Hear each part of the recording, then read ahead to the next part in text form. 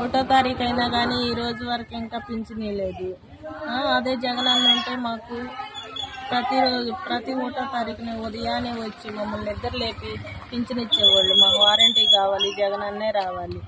మేము దేక్కుంటా వెళ్ళి పింఛన్ కోసం పడిగాట్లు పడి ఇదంతా మా వల్ల కాదు. మేము మళ్ళీ వెళ్ళి జగన్కే ఓటేసి జగన్నే గెలిపించుకొని మళ్ళీ వాలంటీర్ని తెచ్చుకుంటాం. చంద్రబాబు మాకు వద్దు, జగనే కావాలి. జగన్ మాకు చాలా చేశాడు. వాలంటీర్లను పెట్టాడు, అమ్మఒడి వేసాడు, చేయూతనిచ్చాడు, వికలాంగులకి పింఛన్లు పెంచాడు. పింఛన్లు వాలంటీర్ల ద్వారా ఇంటింటికి వచ్చి కోడి గీయక ముందే ఇచ్చారు. తలుపు కొట్టి ఇస్తున్నారు. జై జగన్, జై జగన్, జై జగన్, జై జగన్. జగన్ సార్ ఉన్నాడు, ఇంటికాడనే తీసుకుంటాను సార్ లెక్క.